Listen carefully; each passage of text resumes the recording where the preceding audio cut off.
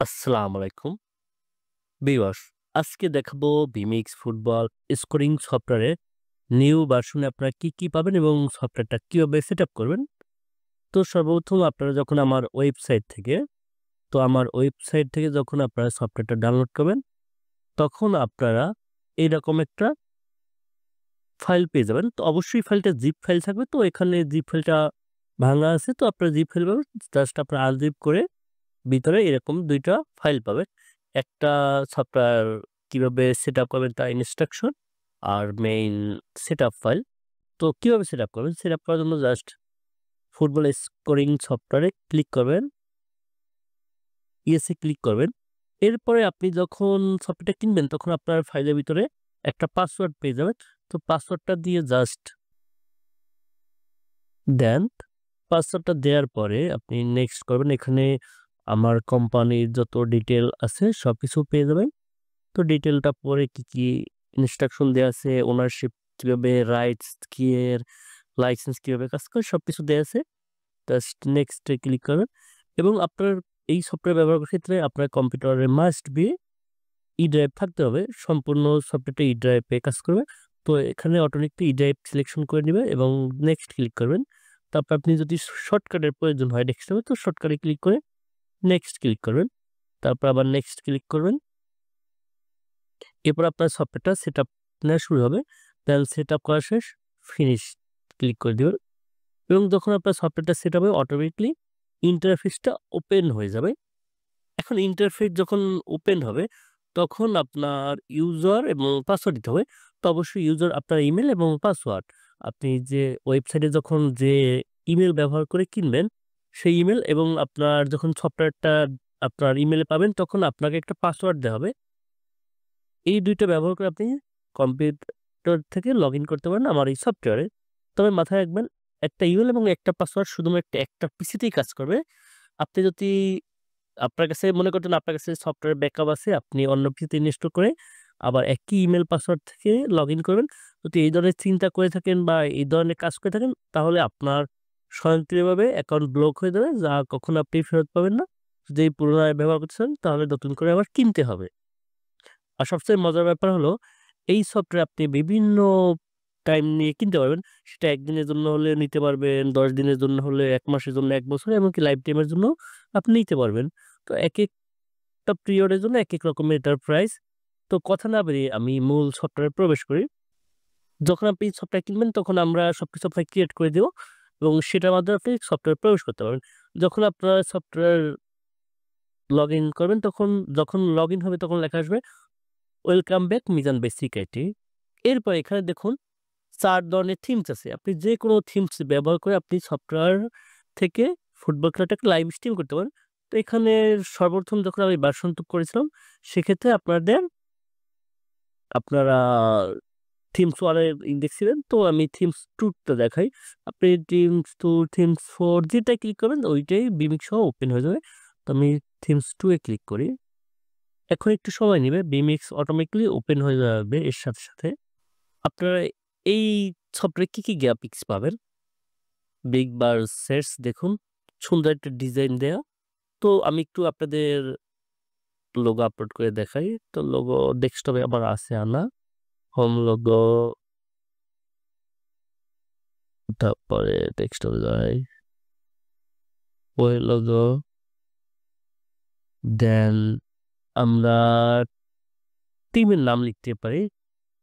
মনে করেন ও ঢাকা টিএসকে সেভ দেয় এবং এখানে বরিশাল বিএসএল সেভ দেই।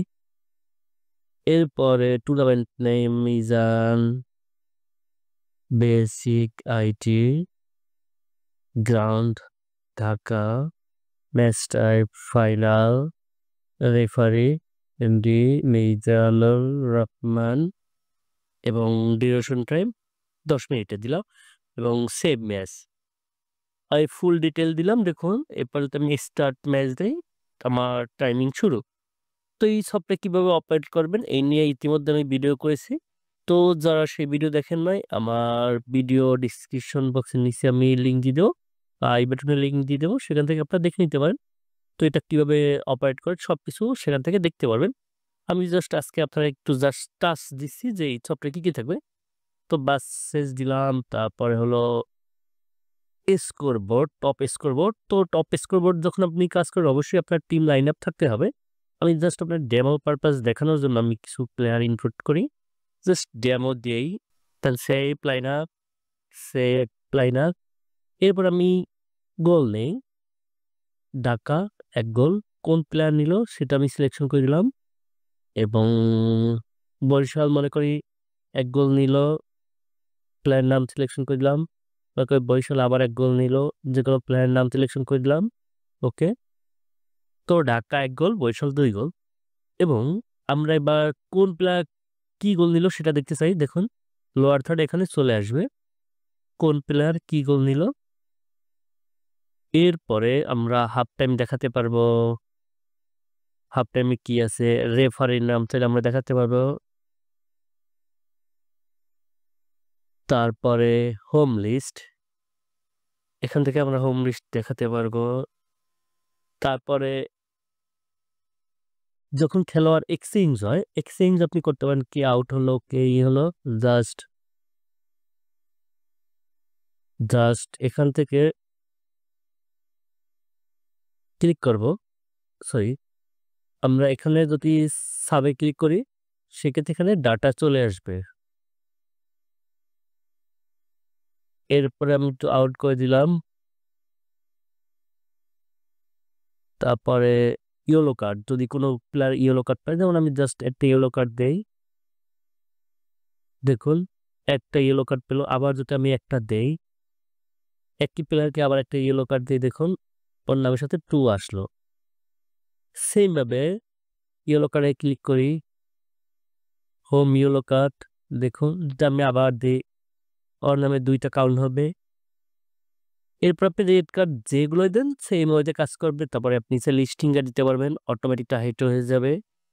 এরপরে কর্নার কিক, আপনি চাইলে কর্নার দেখাতে পারবেন, অফসাইড, ফ্রি শট, এগুলো সম্পূর্ণ আগের ভিডিওতে দেয়া আছে, এর জন্য আমি এত বিস্তারিত আর দেখালাম না। তারপর যদি আপনারা চান প্ল্যান্টিক করার জন্য বা ট্রাই বেকার, জাস্ট এখান থেকে আমি ওভারলে ওপেন করলাম এবং প্ল্যান্টিকে ক্লিক করলাম। এরপরে মনে করি আমরা বাম থেকে ডানে যাব, মনে করি হোমে প্ল্যান্টে একটা গোল দিল, দেখুন এখানে 1 গোল এবং এখানে একটা টিক মার্ক হলো। পরে ওই টিম গোল হলো না, এখানে দেখুন 0। আবার হোম টিমে আরেকটা গোল নিল, 2 গোল, এবং দেখুন এখানে ওই টিমে একটা গোল নিল, দেখুন 1 গোল। এবং এভাবে চাইলে আপনারা ট্রাইবেকারটাকেও করতে পারবেন। এই ছিল যে মূলত নতুন যে ফুটবল স্কোরিং সফটওয়্যারের ভার্সনের আপডেট। তো যাদের প্রয়োজন হবে তারা বিভিন্ন মেয়াদে আমার কাছ থেকে নিতে পারবেন। তো ভিউয়ার্স, আজকে এই পর্যন্ত। সবাই ভালো থাকবেন, সুস্থ থাকবেন। আল্লাহ হাফেজ।